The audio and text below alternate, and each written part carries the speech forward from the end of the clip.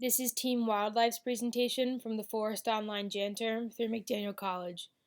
All of the information provided in this presentation was provided by ARC Amazon or through other sources listed at the end. This presentation was created by Colin Breidenbach, Catherine Dixon, Jackie Farrenholz, and Jesse Titus. Because we had spent the last 8 weeks of the fall semester learning about the Amazon and then spent 3 weeks of Jan term in the actual Amazon, we felt as though it was necessary to survey our student peers to determine whether or not there was a difference in belief or opinion about what the Amazon rainforest meant to us versus to our peers. So we asked people to fill out a short survey with the question, "What does the Amazon rainforest mean to you in one word?" And from that, we received 38 responses. The response word cloud has been put at the top of this slide for you to view. The words that are larger are something that came up more frequently. So things such as extinct wildlife, diverse, animals, trees, amazing, beauty, unique, etc., etc. These were all the things that our student peers thought of when they heard the words Amazon rainforest. And we found that, in fact, those are the same words that we believe to represent the Amazon rainforest.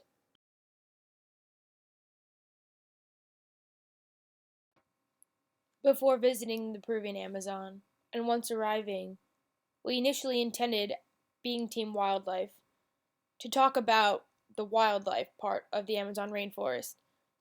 That being the big cats, the colorful birds, the poisonous frogs, the lizards, the spiders, and all things that people think about when you think of the Amazon rainforest. And we did do that. Throughout this presentation, you'll see that we discuss all of the wildlife and the wild aspects of the Amazon rainforest. However, we decided to do such through a lens of the trees of the Amazon rainforest. We felt as though the relationship between the trees and the animals were too intertwined to not discuss them both as equals. In order to understand the importance of the wildlife of the Amazon rainforest, we believe that it's important to understand what the trees of the Amazon rainforest provide to the forest and the wildlife that lives within it.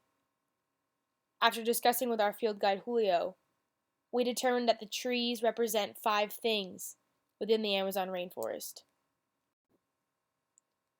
The first of those 5 categories is home. The next, shelter. The third, farmer's market. The fourth, pharmacy. And the fifth, unknown. Because we believe the trees of the Amazon rainforest are these things, throughout the rest of the presentation, these statements will be made in a personified manner, being I am statements, as if the trees were speaking to us.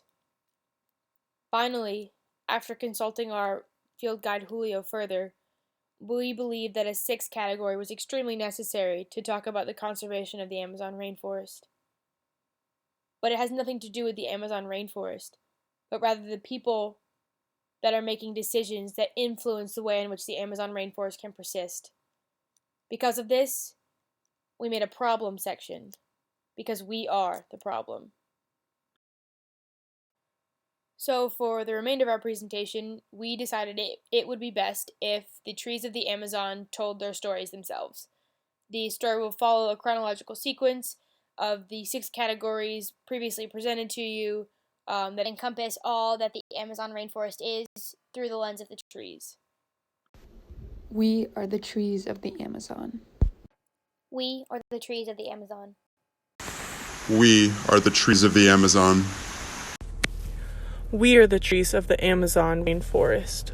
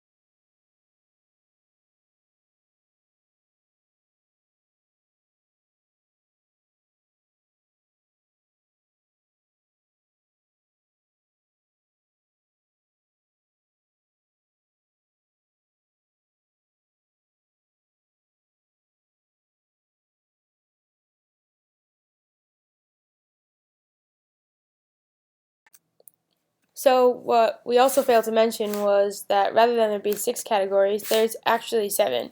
While we are the problem, we can also be the solution. We as consumers have the ability to be the solution because we influence things such as markets. By making informed consumer decisions, we have the ability to make a shift in the paradigm that exists today. Informed consumer decisions are as easy as checking to see if your product that you're purchasing is fair trade certified or Rainforest Alliance certified.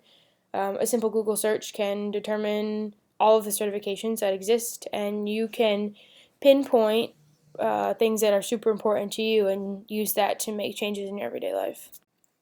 As consumers, we can also support sustainable practices, which would include, in this case, sustainable timber extraction. Illegal logging is a major issue in the Amazon rainforest, and big trees like the ironwood tree that we discussed throughout our presentation are trees that are targeted because they're super dense and super large compared to the other species of trees that are around it. To do this, you would have to be aware of where the wood that you're using to build your house is coming from, or where your wood dining room table is coming from, or even things simple as where does Bounty's get their paper supply from, or the company that you're getting your napkins from, or your paper plates, or any of the above things. It's as simple as researching the companies that you use on an everyday basis. And finally, we can just have conversations like the conversation we're having today about what we can do to decrease our impact on global systems such as the Amazon rainforest. If you happen to have the opportunity to visit a place like this, or even the Amazon itself, share what you know when you come back. Share what you've learned with your peers, your family. Get the conversation started. Start a domino effect. We have the ability to make changes. We just don't realize how powerful we truly are. For example, we visited a sustainable cacao farm called Cacao, and it was run by the Indigenous community that we were closely interacting with during our time at LPAC. There we were shown the 4 various types of cacao as seen in the photo here. We got to taste the fruit, and we saw the entire process in which cacao undergoes to get from essentially farm to table to what we know as chocolate. We also had the opportunity to buy things such as chocolate-covered Brazil nuts or cacao fruit jam. These are things that we were able to bring home to our families to show that people there are trying to create a livelihood through sustainable methods. And without people like us to support them and to create a market for these products, they might not be able to continue to participate in such activities.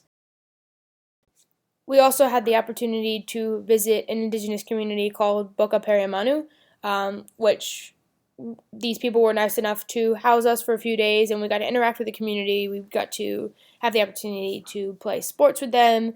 They cooked us some amazing food. We got to interact with the community as a whole on our last night there, and we had a big party. So ecotourism is a growing field, and by participating and staying at places like this, you can support local indigenous communities as they, again, try to sustain themselves on a sustainable practice. At the end of the day, we just want people to have a conversation and to talk about the experiences that they learn and can share from the places that they visited throughout the world. By sharing what you've learned, you can tell us about your experiences so that you can help spread and increase awareness of not only the threats to the environments that we're visiting, but ways in which we can decrease those threats and create a more sustainable future for the communities and the forests that we are impacting. We would now like to take the time to give a special thanks to our field guide, Julio. Without him, we wouldn't have been able to capture nearly as many images of wildlife that you've seen throughout this presentation, among several others.